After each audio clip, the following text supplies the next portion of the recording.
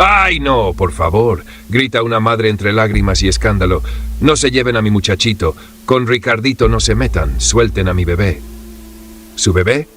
¿Bebé? ¿Quién es Ricardito? Pues nada más y nada menos que Ricardito Tiro Loco, un gatillero de 15 años del barrio 18, apodado así porque cada vez que jala el gatillo, vuela una cabeza. Ya acumula más de 10 natos a sangre fría. A su corta edad, tiene más cuerpos encima que un médico forense. Una precoz que apunta a la cabeza y no falla. Un en miniatura, criado entre armas, odio y muerte. Un demonio con cara de niño y alma de verdugo. ¿Y la madre? Ahí la tienen, desesperada, escandalosa, cómplice, rogando por su bebé, como si estuviéramos hablando de un estudiante ejemplar y no de un profesional. ¡Qué descaro! ¡Qué miseria moral! ¿Saben qué? Llévensela también, pero no a su casa, a la cárcel. Que aprenda lo que significa vivir bajo las mismas condiciones que las víctimas de su bebé.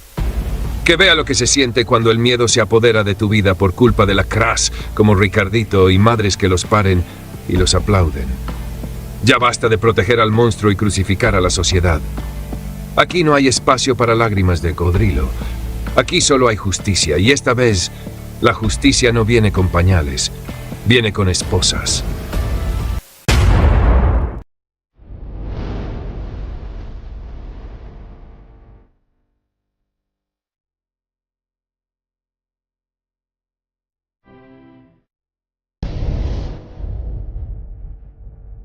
No hay retroceso, nos vamos a acabar a las pandillas y esta guerra la vamos a ganar en el nombre de Dios. Y nosotros dentro del sistema penitenciario les vamos a hacer sentir el régimen más severo. Y no crean que les vamos a poner una colchoneta y van a dormir tranquilos. Ellos están durmiendo en el suelo porque es lo que se merecen por todo lo que le han causado a la población. Solo cuando están en grupo estas personas afuera, amedrantan a la población. Cuando llega el régimen, los tiene capturados, ahí vemos cómo andan llorando y andan pidiendo obviamente disculpas y perdón que se van a someter.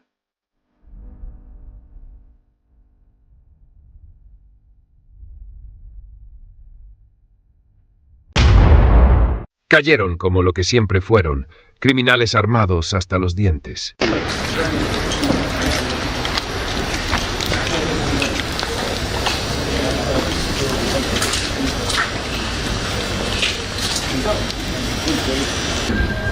Levante la cara, muchachos. Levante la cara. Sí, cabal. Levante la cara. El Estado volvió a hablar con hechos. En un operativo que estremeció a Soyapango y resonó en todo el país, las autoridades asestaron un golpe directo al núcleo de las pandillas.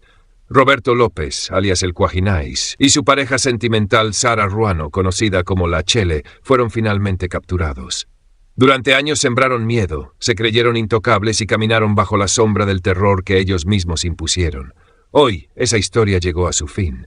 No eran víctimas, no eran malentendidos, no eran jóvenes confundidos. En el lugar se les decomisó armamento de guerra, una MP7 y un fusil M16, armas diseñadas para matar, no para convivir. Herramientas de guerra en manos de criminales, listas para ser usadas contra la población y contra quienes juraron protegerla. Con estas pruebas sobre la mesa, cualquier discurso de inocencia se desploma. Estaban armados, organizados y preparados para hacer daño.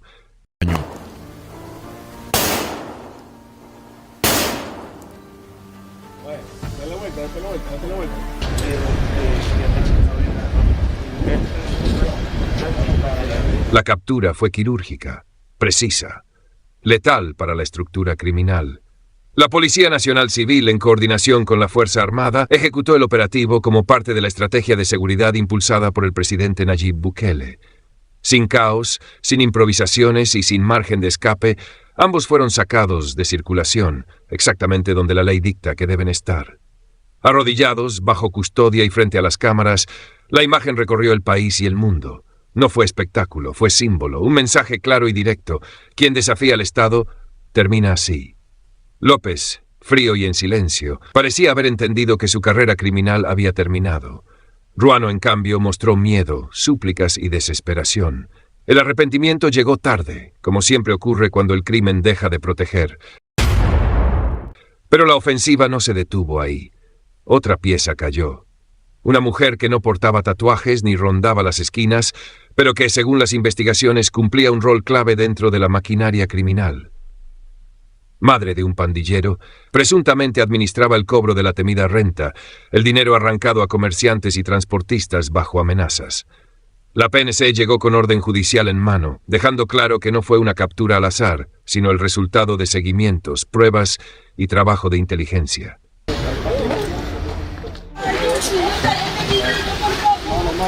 Déjeme ver a mi niño por última vez. Dame mi niño, por favor, a mi niña,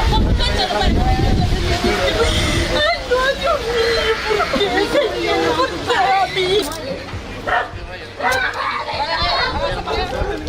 Ay, déjela, muchacho, ya me voy a llevar.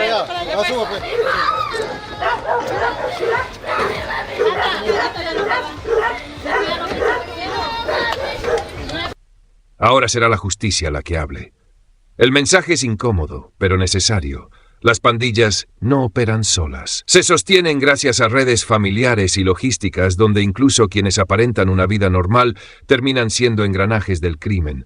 Y todos, sin excepción, deben responder ante la ley. Mientras estos sujetos se enfrentan al sistema judicial, la advertencia de las autoridades es clara y sin rodeos. Nadie está por encima de la ley. Colaborar con estructuras criminales tiene consecuencias, tarde o temprano. Ese mismo mensaje se sintió con fuerza en la colonia Las Margaritas de Soyapango, donde el miedo cambió de bando. Al momento de ser intervenida, la mujer negó rotundamente los señalamientos, asegurando no tener relación alguna con el cobro de extorsiones. Sin embargo, las autoridades señalaron que será el sistema judicial el encargado de determinar su grado de responsabilidad. Este caso ha generado un fuerte debate en la sociedad, ya que para muchos demuestra que las pandillas no operan solas, sino que cuentan con una red de apoyo familiar y logística, donde incluso personas que aparentan llevar una vida normal participan activamente en el crimen. Ahora el proceso queda en manos de un juez, quien evaluará las pruebas presentadas por la fiscalía y decidirá cómo proceder conforme a la ley. Mientras tanto, las autoridades reiteran su mensaje: nadie está por encima de la ley, y cualquier persona que colabore con estructuras criminales deberá enfrentar la justicia. Solo eso, mano, solo arroz y frijol otra vez. No le pusieron, loco. Yo ya no aguanto, vos. Me arde el estómago. Ya te mandábamos, ahora miren cómo nos tienen. Cállate, que si ven decir algo nos quitan el plato. Solo esto lo dan, hermano, todo el día arroz con frijol nada más. Ya ni sal tiene, loco, se siente feo, vaya. Y no hay de otra. Si no lo comes te quedas con hambre, pues. Antes uno andaba mandando afuera, ahora mira aquí llorando por comida. Puchica, que Dios no... La policía desmanteló a un grupo delincuencial que por años se creyó dueño del barrio, extorsionando, amenazando y sometiendo a los vecinos.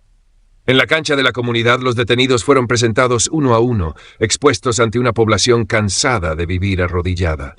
Para algunos fue sorpresa. Para muchos, un alivio largamente esperado. Entre ellos cayó Armando Sol, alias Pinocho, palabrero de la clica Full Loco de la MS.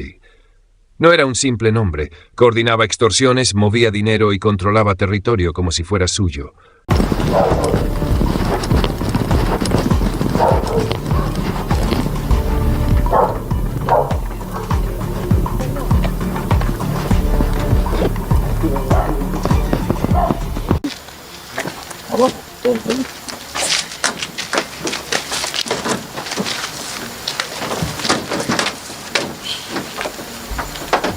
Abajo siempre que no están así.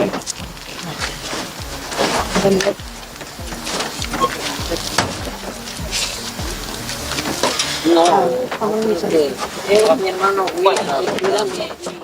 Teléfonos y efectivo incautados terminaron de hundirlo.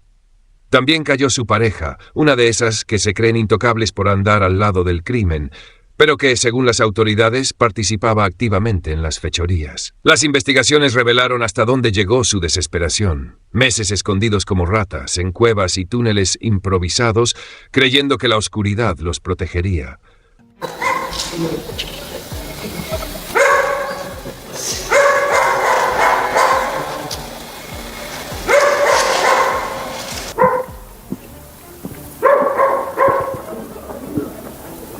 Que obviamente se sigue desarticulando, todavía hay personas que andamos tras de ellos. La geografía de ese lugar les permitía a ellos esconderse en sectores. Hemos encontrado unas cuevas naturales donde ellos se escondían y todas esas se las estamos desarticulando y obviamente los hacemos salir de esos lugares y por esa razón es que cuando salen ya de esos lugares es que es más fácil ya para nosotros hacer las capturas. Es decir que el resultado de lo que se hace allí es producto de todas las actividades que nosotros contamos junto con la Policía Nacional Civil, valga la redundancia, para tener como resultado la captura de estos delincuentes. No contaban con la tecnología, la inteligencia policial y el cerco implacable. Intervenciones telefónicas, análisis de rutas y rastreo de dispositivos los sacaron de sus escondites. El operativo fue fulminante. Algunos intentaron huir, otros se rindieron, pero todos terminaron esposados. Hoy, Las Margaritas respira distinto, con menos miedo, con más esperanza y con una certeza que resuena fuerte en las calles. El barrio se recupera, el Estado está presente y el crimen ya no manda. Aguantamos los ataques, las críticas y todo, para al final tener lo que tenemos ahora. Y lo vamos a seguir haciendo en los demás temas, porque nosotros no hacemos lo que ellos quieren, sino lo que el pueblo desea y necesita.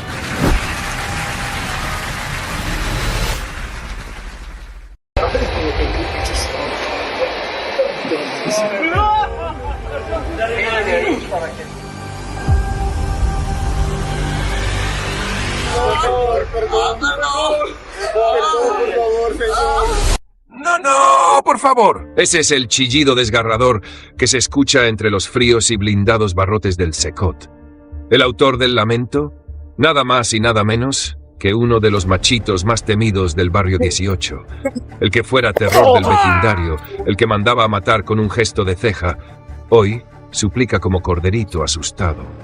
La razón, sus propios hermanos le arrebataron la dignidad, el respeto y algo más, o como se dice sin rodeos, le hicieron el delicioso a la fuerza. Mientras tiembla contra la pared, otro recluso, esta vez de la MS-13, se le acerca por detrás, le sopla en la nuca y le susurra al oído con burla venenosa: «Ahora sí no sos tan malito, ¿va?» Y es que en el Secot ya no hay cariñosas, ni fiestecitas, ni armas, ni celulares, ni visitas conyugales como en los gloriosos tiempos del FMLN y Arena, cuando los mareros vivían como reyes dentro de las cárceles.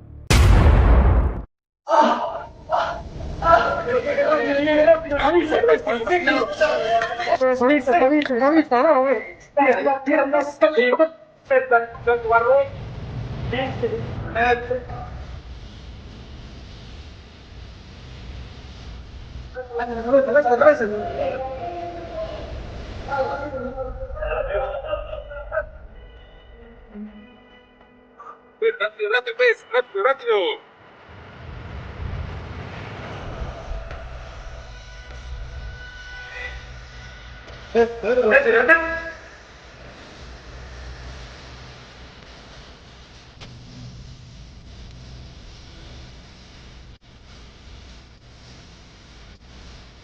No, señores, eso se acabó. Ahora se enfrentan al régimen de verdad, al de Bukele. Aquí el único privilegio es sobrevivir y no ser convertido. Hace poco, la Dirección de Centros Penales sacó a los reos, a los presos, para que fueran a destruir las lápidas, las tumbas de los pandilleros. La gente lo aplaudió, aquí y afuera. No solo en El Salvador, afuera de El Salvador, las poblaciones de otros países, otros pueblos, aplaudieron lo que estaba haciéndose acá, y obviamente el pueblo salvadoreño. Pero inmediatamente saltaron algunas organizaciones internacionales y de derechos humanos que por qué estábamos violando los derechos de los pandilleros muertos y de los familiares que van a esa tumba a enflorar a su ser querido, pues al pandillero que murió y que está enterrado ahí. Bueno, en primer lugar, nosotros no estamos prohibiendo que los pandilleros tengan tumba. Lo que estamos prohibiendo es que la tumba diga Mara Salvatrucha o que diga Pandilla Barrio 18. Simple y sencillamente porque en El Salvador, a partir de la aprobación de la ley de proscripción de pandillas, están prohibidos esos símbolos. No se puede tener símbolo de pandilla en ningún lado, ni en el graffiti, ni en la casa, ni en el cuerpo, ni en la tumba. Veamos el caso de Alemania, por ejemplo. Ojo, no estoy criticando a Alemania, me parece excelente lo que hicieron. Pero, como yo dije una vez, si queremos ser como los países desarrollados, que va a tardar mucho, pero si queremos ser como ellos, tenemos que hacer lo que ellos han hecho y lo que ellos hacen, no lo que ellos dicen. Y decirle a estos grupos delincuenciales que no vamos a descansar hasta tener en este tipo de celdas a cada persona que quiera causar zozobra en la población salvadoreña.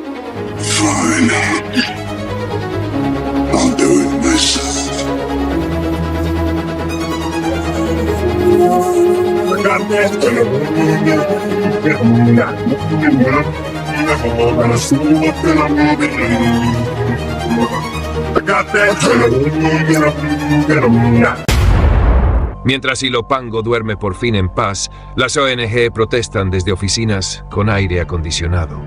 La pregunta es clara: ¿a quién defienden?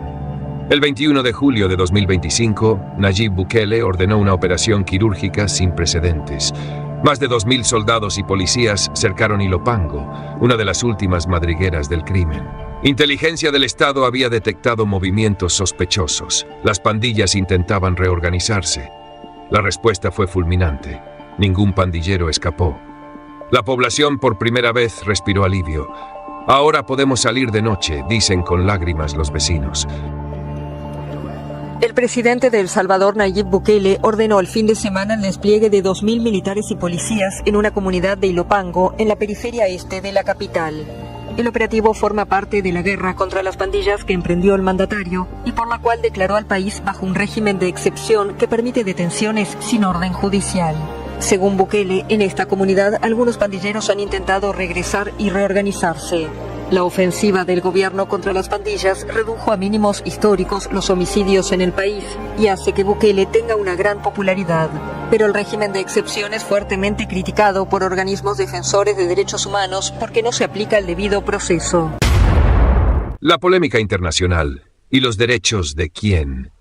Human Rights Watch, Amnistía Internacional y otras organizaciones han condenado al gobierno por supuestas violaciones al debido proceso.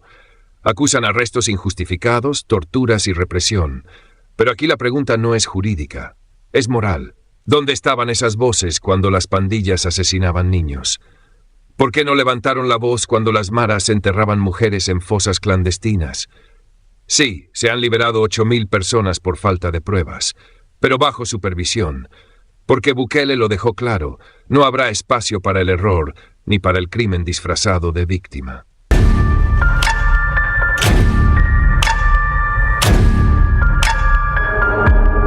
El 20 de junio del 2010, un microbús de la Ruta 47 fue incendiado por miembros de estructuras criminales, dejando a 17 personas fallecidas dentro de la unidad del transporte colectivo en la colonia Jardín de Mexicanos. El gobierno no les daba tregua. Las pandillas no estaban dispuestas a rendirse fácilmente. ¿Cómo iban a permitir que un presidente recién llegado les arrebatara el negocio redondo con el que dominaron y aterrorizaron a El Salvador durante más de 3 décadas? Pero la segunda es porque todos los demás que estén pensando hacer algo se lo tienen que pensar 2, 3 y 4 veces para no terminar encerrados en una celda por el resto de sus vidas. La respuesta fue brutal. Los cabecillas ordenaron una escalada de asesinatos indiscriminados, desatando crímenes en las calles para doblegar a Bukele y obligarlo a ceder en su plan de control territorial. El Secot, la megacárcel más temida del mundo, no es solo un símbolo de justicia, es la trinchera donde El Salvador combate al crimen internacional. En un movimiento audaz, Bukele deportó a miembros del Tren de Aragua a Venezuela. A cambio, Caracas liberó presos políticos y ciudadanos estadounidenses. Sí, El Salvador ya no es solo noticia, es un actor en la geopolítica regional. Mientras otros países negocian con criminales, El Salvador los encierra. Mientras otros debaten, Bukele actúa. El pueblo habla, miedo, libertad y esperanza. 5, 6, 7.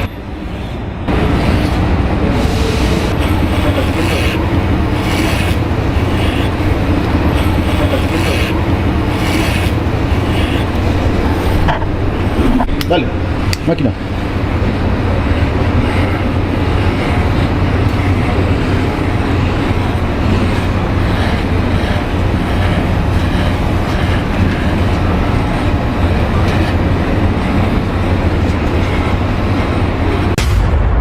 Aguantamos los ataques, las críticas y todo, para al final tener lo que tenemos ahora. Y lo vamos a seguir haciendo en los demás temas, porque nosotros no hacemos lo que ellos quieren, sino lo que el pueblo desea y necesita.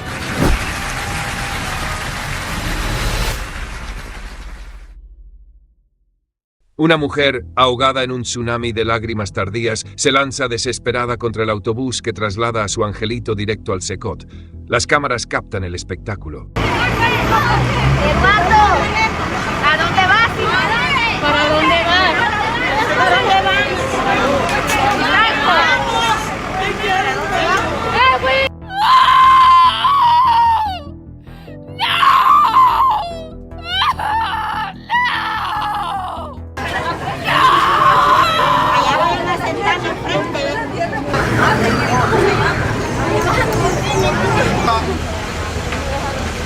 Te amo, hijo. Gritos histéricos, manos al cielo y una escena digna de telenovela barata, cuando la madre vocifera a todo pulmón. ¡Eduardo! ¡Eduardito! ¿A dónde te llevan, hijo? Pero, ¿quién es realmente ese tal Eduardito? No es ningún niño extraviado, sino un gatillero del barrio 18, conocido en su colonia como Eduardo Tiro Loco, porque al momento de cobrar la extorsión hablaba primero la pistola y después, si quedaba tiempo, la boca. ¡Ay, mi muchachito! Grita esta madre alcahuete, olvidando convenientemente a las familias que Eduardito dejó en luto, a los hogares donde ya no hubo gritos, porque el gatillo habló más rápido. Así cayó Majin Buu, uno de los pandilleros peso pesado más temidos de la 18 sureños, un hombre que durante años se creyó intocable. Mientras familias enteras vivían encerradas por el miedo, negocios eran extorsionados y comunidades completas guardaban silencio. Él dormía tranquilo, sin culpa ni remordimiento. Ahora, policía. Policía.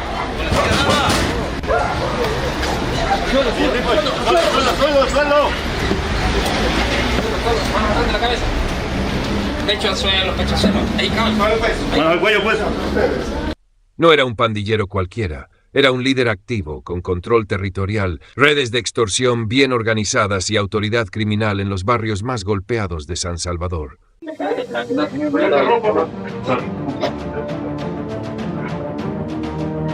Su sola reputación bastaba para intimidar. Su nombre funcionaba como arma y amenaza permanente. Durante meses, la Policía Nacional Civil lo tuvo en la mira mediante inteligencia, denuncias anónimas y vigilancia constante. Aún así, Majin Buu se sentía seguro, convencido de que nunca lo tocarían. Pero la justicia no duerme. Casi a las 3 de la madrugada, cuando la ciudad estaba en silencio, se activó un operativo quirúrgico, sin disparos, sin escándalos y sin margen de error. La policía llegó directo a su escondite. Pecho al suelo, esposas puestas y control total.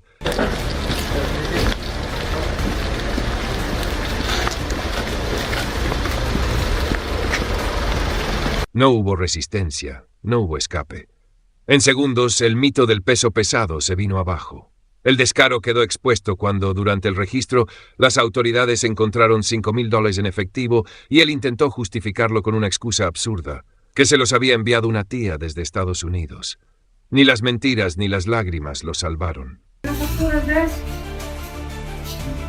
dónde la compró? Mire, es que ella se los trae la tía de los Estados Unidos.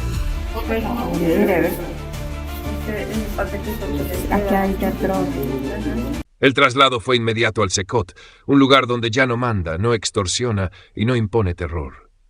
Este caso envía un mensaje claro bajo el gobierno de Nayib Bukele. La impunidad se terminó en El Salvador. Cayó Majin Buu, cayó su dominio, y con él comenzó a desaparecer el miedo en muchos barrios que hoy vuelven a respirar.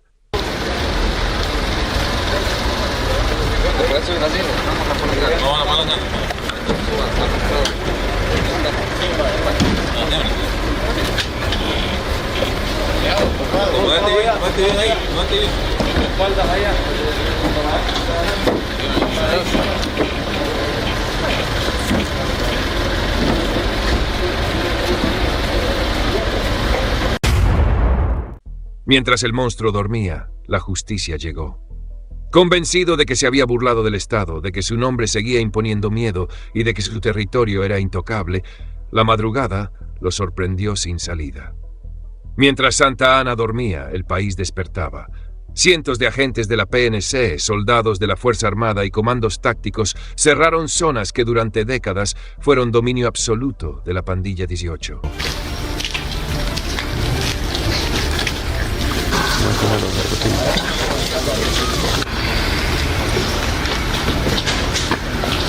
Lo imposible ocurrió. Un megaoperativo histórico con 116 pandilleros capturados en una sola noche. Un golpe quirúrgico ordenado desde el más alto nivel del gobierno que marcó un antes y un después en el occidente del país. Entre los detenidos cayó uno de los criminales más temidos. Rigoberto Alfaro Merlos, alias La Huesuda. Corredor de clica y sicario responsable de asesinatos, extorsiones, secuestros y reclutamiento forzado de jóvenes en Chalchuapa y Santa Ana. La Huesuda no cayó sola. Con ella fueron capturados sus palabreros de confianza, Lucifer, Pitbull y El Pollo, además de Nelson La Pelona Ábalos, un gatillero frío vinculado a ejecuciones directas.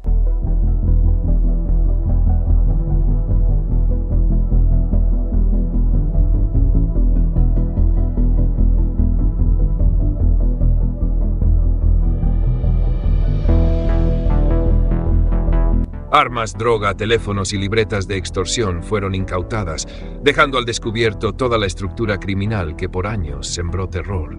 El operativo fue silencioso, pero devastador. Drones térmicos, visión nocturna, retenes móviles y equipos de irrupción cerraron cada salida. No hubo escape para nadie. 3 colonias fueron rodeadas, casas de seguridad intervenidas y los pandilleros sacados uno por uno. Al amanecer, Santa Ana ya no era la misma. Los 116 capturados ahora enfrentan su destino en el Secot, donde no existen privilegios ni poder. Mientras creían haberse burlado de la justicia, el cerco se cerró. 2 de los criminales más buscados de la MS-13, conocidos ahora como el Gatillo Alegre y Tiro Loco, cayeron finalmente en manos de las autoridades.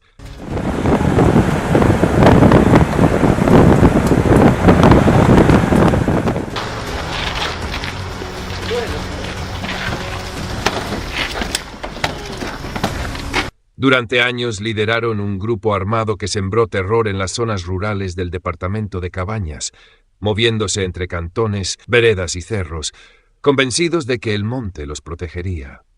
Pero su intento de fuga terminó cuando unidades élite de la Policía Nacional Civil les cerraron el paso mientras intentaban escapar hacia Chalatenango, interceptándolos en un camino solitario tras varios días de seguimiento.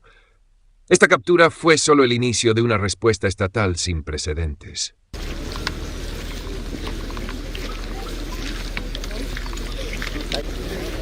No vamos a permitir ni a tolerar a este grupo terrorista del programa Cabañas. De más está decirles que tenemos que andar con el equipamiento idóneo para ir a enfrentar a este enemigo que por lo visto se ha andado moviendo por el área rural, pero que naturalmente también necesitan abastecimiento. Todo se detonó tras un ataque cobarde contra la PNC en los cantones Maquilizat e Hilo Vasco, donde pandilleros emboscaron a 2 agentes durante la madrugada del 30 de julio, dejándolos gravemente heridos. El mensaje fue claro. El gobierno no permitiría más desafíos armados. Horas después, el presidente Nayib Bukele ordenó el cerco total de Cabañas, desplegando 7,000 soldados y 1,000 policías para tomar control absoluto de carreteras, comunidades rurales y accesos estratégicos del departamento. Desde el 1 de diciembre, retenes militares, patrullajes constantes y helicópteros sobrevolando montañas cambiaron por completo la vida en Hilo Vasco y municipios aledaños. Las capturas comenzaron a multiplicarse, junto con decomisos de armas y evidencia que confirmaba que la zona había sido usada como refugio pandillero. Para la población, el impacto fue inmediato. Menos miedo, más presencia del Estado. La caída del Gatillo Alegre y Tiro Loco envía un mensaje contundente. La impunidad terminó y ningún territorio, por remoto que sea, volverá a ser santuario del crimen en El Salvador. Aguantamos los ataques, las críticas y todo, para al final tener lo que tenemos ahora. y lo vamos a seguir haciendo en los demás temas, porque nosotros no hacemos lo que ellos quieren, sino lo que el pueblo desea y necesita.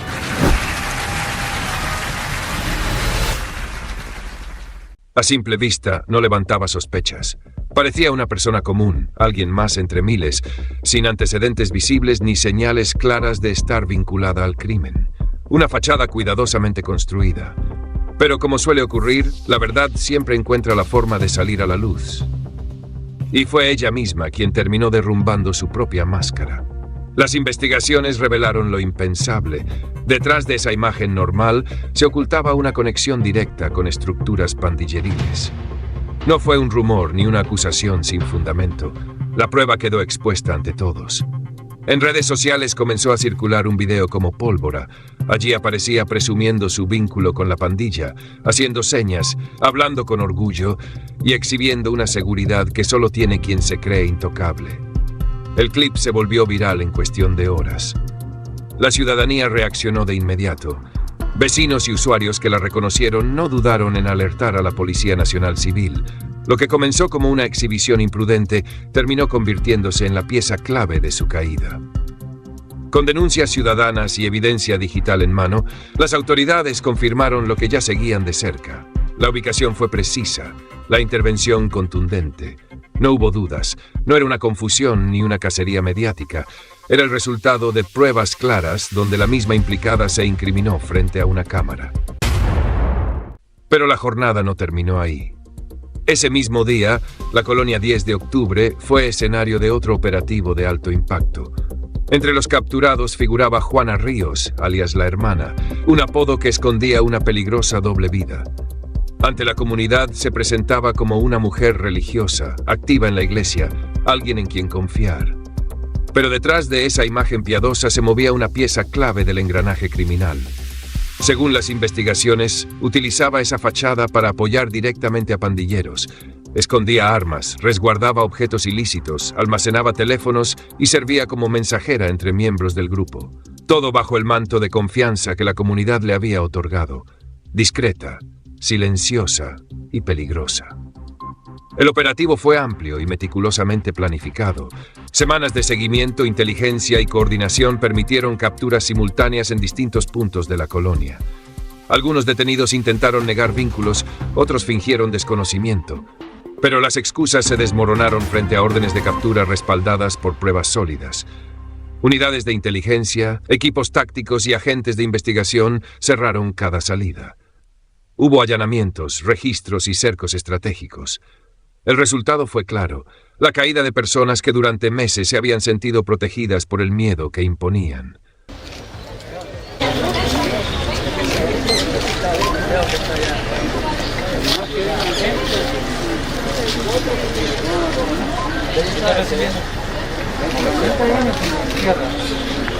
Las autoridades fueron contundentes. El objetivo no es solo capturar a quienes empuñan armas, sino desmantelar todo el círculo de apoyo que permite a las pandillas operar.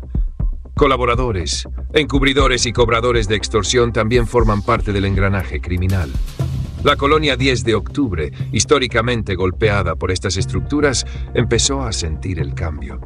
El mensaje fue directo. Se acabó el tiempo de las fachadas, del control territorial y de la impunidad. Vemos que la 10 de octubre ha sido cuna de palabreros, de ranfleros, de esta estructura MS, y no podíamos menos que venir a poner el orden en esta colonia e imponer las reglas del Estado, de la sociedad que queremos, de la sociedad que merecemos. Aquí en estas 22 personas se encuentran muchos colaboradores, muchas madres de palabreros que también eran las encargadas de cobrar la renta en esta zona. Definitivamente tenemos un compromiso como Gabinete de Seguridad del presidente Nayib Bukele, y ese compromiso es con la comunidad, con la sociedad salvadoreña, con los millones de salvadoreños que nos respaldan en este régimen de excepción y que nos han respaldado también desde la Asamblea Legislativa al saber elegir los diputados que querían que dirigieran el órgano legislativo de este país.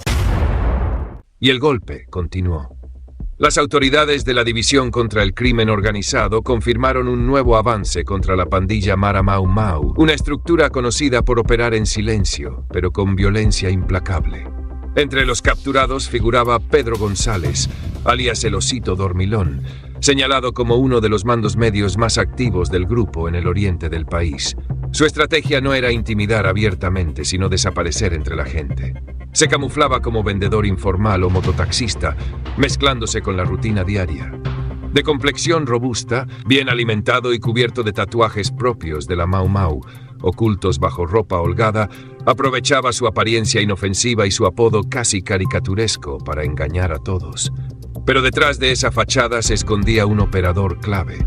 Según las investigaciones, coordinaba rutas de contrabando de sustancias, robos planificados y distribución de armas. Su captura se produjo en una vivienda abandonada a las afueras de San Miguel, donde permanecía oculto tras una serie de operativos que habían debilitado a su clica.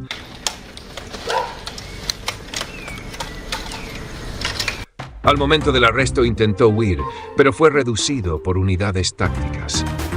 En su poder se encontraron armas cortas, varios teléfonos y una libreta con registros de ingresos ilegales. Sin embargo, el golpe más simbólico llegó después.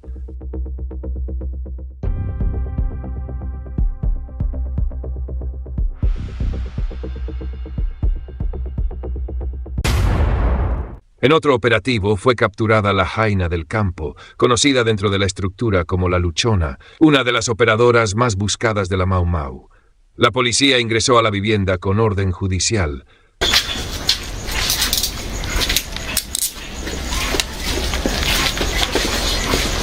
Al verse acorralada, intentó escapar por el patio trasero, pero fue interceptada. Su rol era tan silencioso como peligroso. Coordinaba entregas, movimientos logísticos y comunicaciones internas. No empuñaba armas, pero mantenía viva la maquinaria criminal. Su captura representó un golpe directo al corazón operativo de la estructura.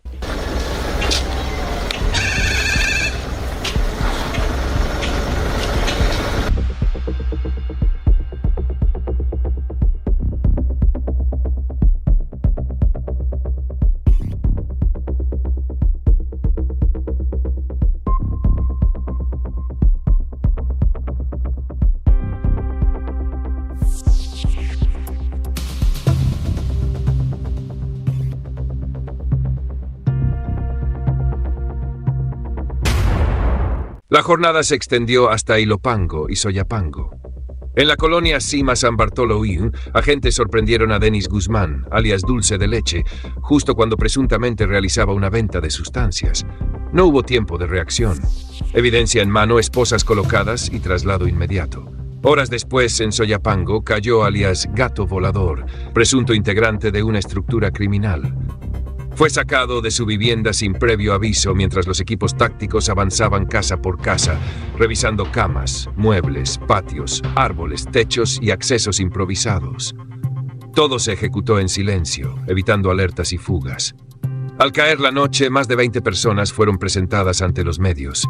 Agentes con rostro cubierto, chalecos antibalas y armas largas custodiaban el perímetro.